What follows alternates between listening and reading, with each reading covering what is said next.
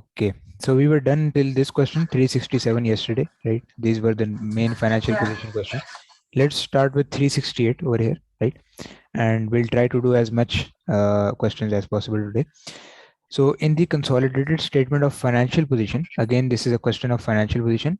What will be the correct amounts for receivables and payables, right? Now, this is the individual extract. As you can see, this is Dora and this is Diego. Fascinatingly, surprisingly. So this is, I guess, the parent, right? And this is the subsidiary, right? Now, following our extract from statement of financial position, yeah. So whichever person is given at the start, he's the parent in all cases, and at the end it is subsidiary. If even it's not written over here, right? We can easily understand. Now, parent and subsidiary balances are individually given over here. Let's first calculate the payable balances, right? Now, payables formula you already remember. It is basically parent plus subsidiary, right? Then after that, what we do is there was, I think, GIT over here, right? So debit inventory, credit payable. Yeah, GIT was plus goods in transit, right? And one more thing, intercompany balances. It was minus from Why here. is it a plus? Sorry. The GIT is plus because goods in transit, if you remember the double entry, uh, actually it is just, telling that goods are in transit, but we assume that we have received them, right? Remember from yesterday. So goods, if they have been received, what we do is debit inventory, right? And credit payables. We increase the payables over here because Okay. now a payables will be created. Okay, Okay. right? Now, let's see. Parents, let's first check what is parents payables. So 320 and 180, right? 320 plus 180, right? Is there any goods in transit? I don't think so. There is any, right? Dora's statement of financial position includes receivable of 40,000 due from Diego, right? So that means this is just intercompany balance. There is no GIT. So I will straight away minus this one, which is 40,000. Because for one company, it will be a payable. For one company, it will be receivable. So in any way, it will be minus from payables as well and receivables as well. Okay. Right. Now, Yeah. just a second. This is basically not 40. This is just 40,000. This is just 40 because three zeros are common. I just saw over here. Okay. 320 plus 180 and minus 40. Right. So this is giving us 460,000. Right. Now let's check the receivables as well. So receivables are over here. Let's check. So parents receivables are how much? 540. Subsidiaries are how much? 160. 540 plus 160, right? And after that, we just minus the, what do we say? The intercompany balances. And intercompany balance over here is 40,000, right? So 540 plus 160 minus 40, this will give us 660,000, right? So 660, and 660,000 is receivable balance and 460,000 is payables balance. Okay. So the answer to this probably will be 460, right? Just give me a second, 1 second.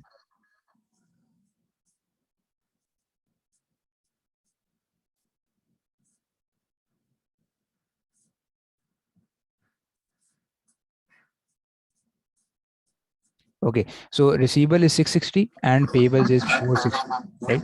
So that means the answer should be probably option A, 460, and receivable is 660. Okay, right? This was very simple. Now 369. What is the provision for unrealized profit PURP adjustment in the group financial statement? Just give me 30 seconds. Okay, just give me 30 seconds.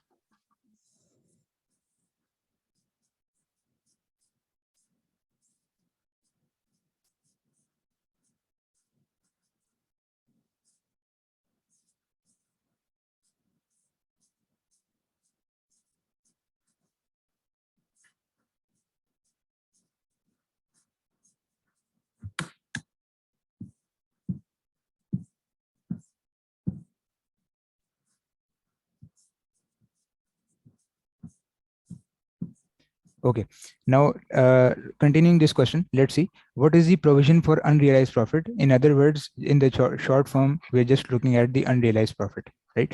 Now Salt owns 70% of Pepper and sold goods to Pepper valued at $1,500, right? Now this is at a markup of 20%, right? So that means, have we studied this chapter now? Like markup and margin? No, no, no, no. We have not studied it. Yeah, it's actually part of incomplete records. But let's do one thing. Let's discuss these two things today. Okay, just Okay. give me a second. Okay, so two things we are discussing. This is actually part of incomplete records, right? We may have studied it before. I'm not sure, but let's discuss it again. Okay, this is markup. Yeah, actually we have not studied. Let's discuss. And margin. Okay, so markup over here. In markup, what we do is, in markup, always remember I'm creating three things over here. Okay, first thing is selling price, second thing is cost, and third thing is profit. So one thing we know for sure, that if we do selling price minus cost, we get the profit, right? Because out of the cost we are earning some profit and selling at a selling price, right? So that is the Yeah. concept over here. Now over here as well, selling price, cost, and profit. Okay, now in markup what happens is, there are two fixed things. One is fixed in markup and one is fixed in margin. Okay, now in markup, always remember, basically you don't have to remember it right now, because this is just, fortunately, in just one question, right? Surprisingly, but this will be covered in the future incomplete records chapter. This is just an add-on thing. Okay, now the fixed thing over here is that cost is always fixed in markup, right? And in margin, always remember that selling price is always fixed in this case, right? Now let's take an example.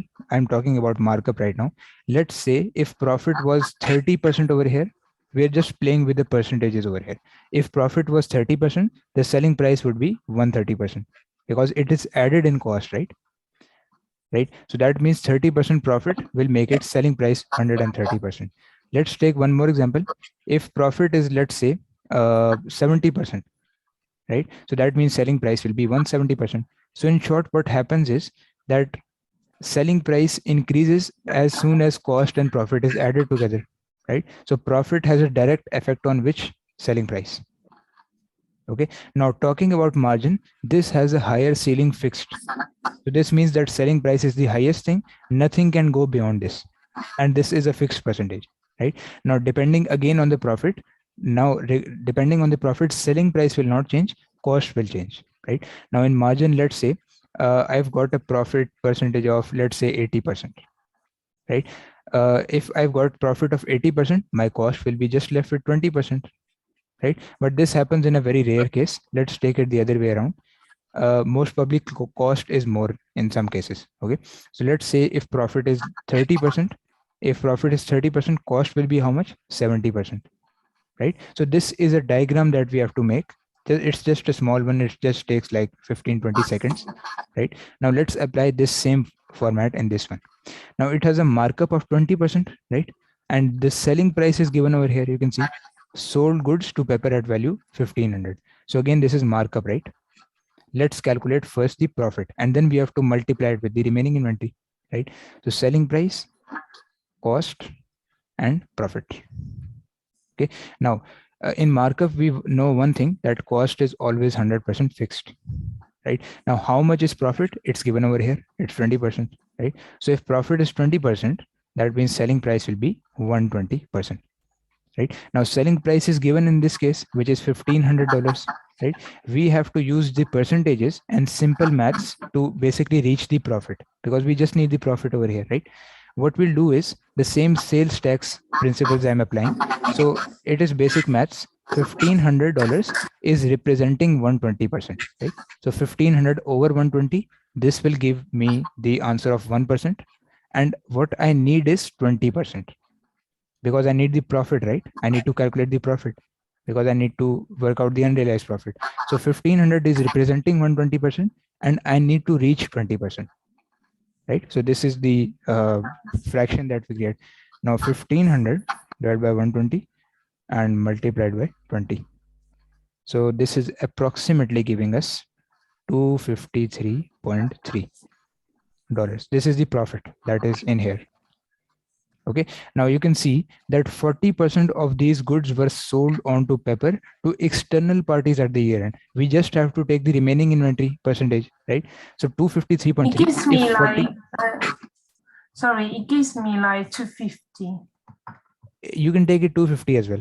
It's the same thing because we have to choose the closest answer. There are some decimal points, right? Yeah, So yeah, let me do 3. it again. Oh Yeah, yeah, it's it's fine. giving 250. Yeah. Sorry, my bad. I actually No, opened the wrong format of calculator. it's fine. So 250, yes, that's right. So if 40% of the goods were sold on, right, how much goods were remaining? 60%, right? So what do we do for this purpose? Multiplied by 60% because we have to multiply it with the remaining inventory, right? So 250 into 0.6, it is giving us $150. This is the unrealized profit in this case, right? Sorry, huh? Just one more because I was sorry. Sure. So what we did is first we found out the profit, and how we found out the profit? 1500 divided by 120.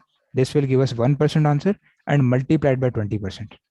Right. So how much Okay. is the profit I earned on this $1,500 sales? That is 250. This is the total profit. Right. Sometimes in easier case, if you're lucky, it will give you the cost and selling price. So you'll minus these both and you'll get profit. But in some cases, you will have to use this markup and margin, which is actually a part of incomplete reports that we still have to cover that chapter. We'll probably cover that in the next Friday's class. Okay, so this is the 250 total profit, and 40% of these goods were sold, right? Sold to by paper Yeah, to external parties. For 40% we cannot do anything, unfortunately. What we can do is that take the remaining inventory, which is the formula of unrealized profit. What is the remaining one? 60%, right? Because 40 have been sold out. So yeah, 60% we multiply this and we get the answer as 150. Okay, okay, and this will be the option B. 150 will be the unrealized profit. okay, Okay, got it. Now let's yes. see 370. Let's take a look at this one. Okay, so this is again a question of non-current assets. I'll do this one, and after that I'll try to move on to profit and loss questions. Okay, now Okay, what is the total amount for non-current assets that will appear on the consolidated financial position? Again, let's see. So Stress acquired 100% of equity share of Full. So Full is the subsidiary, Stress is the parent, on 1st October 2017. Okay, when Full's retained earnings stood at 300,000. That means this is at the acquisition date. Okay, now these are the two things given over here: assets and equity and reserves. Okay, now only non-current asset over here is this one, 1800, because current asset we do not take in the non-current ones. Non-currents are different, currents are different, right? not Now what? equity and reserves, right? Yes, exactly. That's just given for understanding, or we can say confusion purpose. Now, what Yeah, actually happens is the non-current asset, the formula for this is parent plus subsidiary plus any kind of fair value adjustments, right? This was the formula, right? Now, what we have to do is that um, let's read this information as well, because this information is regarding the subsidiary, right? You can see full statement of financial position. So these two things are for the subsidiary. Now, on yeah, 1st October 17, the fair value of land included within Full's non-current asset was 400,000 greater than the carrying amount. So you can see this is the revaluation reserve, right? Revaluation surplus. This is the fair value adjustment in this case. Okay. Now, Stress had non-current asset at 30th September 19, which were at a carrying amount of 2.2 million. So parents part is here, subsidiaries part is here, right? And the fair value adjustment is here, right? Now let's calculate this. So basically these are also, I guess, like triple zeros are common over here, because 1800 and 2.2 million, these are not comparable, right? So what I'll write is, this is the parents one. Sorry, parents one was 2.2 million. So 2200 I'm taking it as, right? Plus 1800, right? And what was the fair value adjustment? 400,000. So I'll write it as 400 just. Okay. Now let's see. So 2200 plus 1800 plus 400. So this will give us the answer of 4,400. In other words, this is 4.4 million because triple zeros were common. Okay, right? So, sorry, the fair value adjustment. Just, I don't remember about that anymore. How do we calculate that? Or they will, it will be given to us? Yes, it will be given to you in every question. You will not have to calculate. Okay. In Thanks, other words, God. it is just a revaluation reserve, right? Like how much your machinery or equipment went up in market value. Okay, right? But it will be given to you in the question. Fortunately, only the thing that we'll have to do is apply the workings, maybe calculate goodwill, non-controlling interest, anything which is required, or just act upon the requirements. Okay, nothing we'll have to calculate from ourselves. Every resource will be given to you. Okay, so the answer will be probably I think 4,400,000 or like 4.4 million, whatever you can write. Okay, now let's look at this one. So this is fortunately a question regarding the profit or loss. Let's do this one as well. Now this is like connected to a scenario. So 371, 372 and 373. This is connected to three questions. Let's first read the scenario. So Hard acquired 80% of equity share capital of work on 1st April 2018. Again, this is the parent. This is the subsidiary. Okay. Now summarize statement of profit. Year ended, you can see it is 31st March and it was purchased on 1st April. So whenever you're doing any question of statement of profit or loss, you just have to first keep an eye on the mid-year acquisition, because that is a much serious approach over here. Right? It can create serious problems if you don't, do everything 4 by 12, 5 by 12. Right? So in this case, there is no mid-year acquisition. There is full year, 1st April to 31st March. These are full 12 months. Okay, now this is the parents one, this is the subsidiaries one, individual statements, right? Now during the year, Hard sold work some goods for 24 million. These had originally cost 18 million. See over here, there is no markup margin. You can easily calculate profit. So profit will be 6 million in this case, because cost was 18, selling price was 24. Right? At the year end, work had sold half of these goods to third parties. So half of these will be available and half of these will remain, right? Now, what is the provision for unrealized profit for the year ended 31st March 2019? It's very simple to calculate. So 24 minus 18, which is 6, right? And 6 into 15%, 50% exactly. You're absolutely right. That is 3 million. Okay, right? That is option C, 3 million, right? Now, what is the total share of group profit attributable to non-controlling interest? This was working one. Now, in working one, remember, it was subsidiary profit into NCI percentage, right? Let's see what is the subsidiary profit. So this was subsidiary, right? Work. So work has profit of 6,000, right? So 6,000 and NCI's percentage is how much? It's written over here.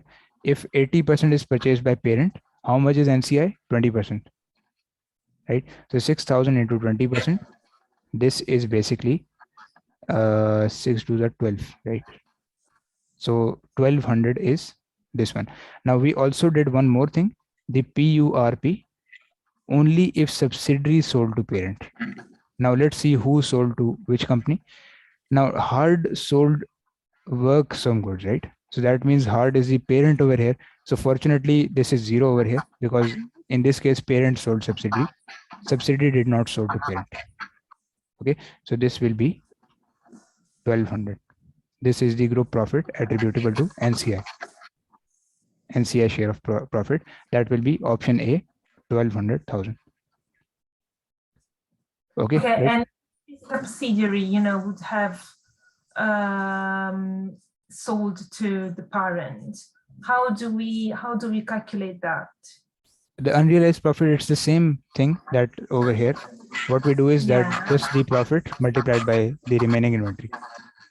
The formula for the unrealized profit is same for everything. Either it's from parent to subsidiary, from subsidiary to parent.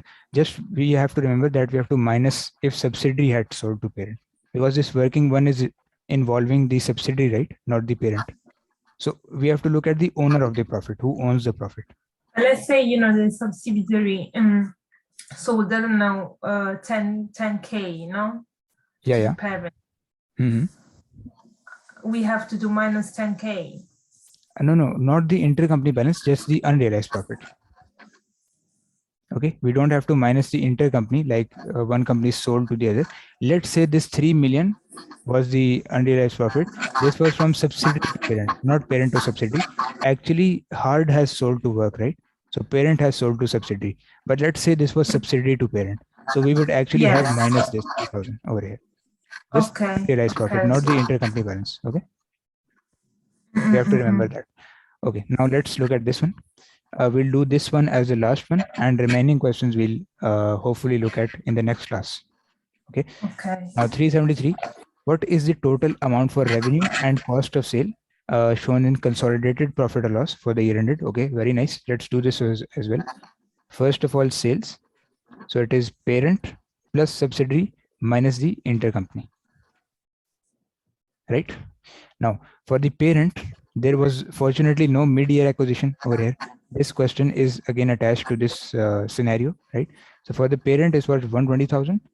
For subsidiaries, worth 48,000. Okay, so 120,000 plus 48,000. Let's see intercompany how much there is. So intercompany, now we don't have to take the unrealized profit. Now we have to take the sale or the purchase, the actual amount, right? So Hard had sold some goods for 24 million. This is the intercompany sales and purchase, right? So unrealized profit is different, sales is different. Okay, so this is 24 million. In other words, just 24,000, because 3 zeros are common, right? So 120 plus 48 minus 24. So this is 144,000. This is the sales. Okay, now let's look at cost of sale.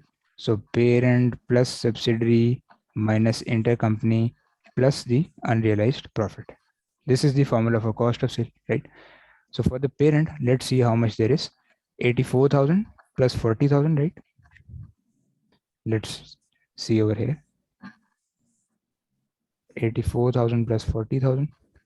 Intercompany sale is the same one, 48,000. Let me confirm this. 84 plus 40, yeah, and minus 48, and we add the unrealized profit. It doesn't matter if it's from parent to subsidiary or subsidiary to parent. It's there in the company, right? We have to minus it. We have to add it. Okay. And how much was the unrealized profit? It shouldn't be 24,000 minus 24,000. Oh, sorry. Yeah, exactly. 1 second. Was it 24? Yeah, sorry. It's not 48. My bad. This is the intercompany balance. 24, right? And we add the 3,000 because it was 3 million, right? You will see over here. This is 3 million, right? So we take it as 3,000 because it's 3,000,000. So that's, we just take 3,000 and let's calculate the answer. 84 plus 40 minus 24 plus 3. So it is 103. 103,000. Okay, so it was 144,000 for sales, 103,000 for cost of sale, right? So probably the answer over here would be option D, 144 for sales and 103 for cost of sales. Okay, got it. So this is how we'll do this. What do we say? Profit or loss questions. I hope you're clear about them. And remaining questions, whatever that we have to practice, I would suggest you to also practice these. First, take the formulas and the formats in front of you. Keep them in front of you. Don't memorize them as yet, because slowly and gradually, as you practice on, you will easily get the hold of them. Okay, so you can feel free to try them. Some of the questions, not all of them.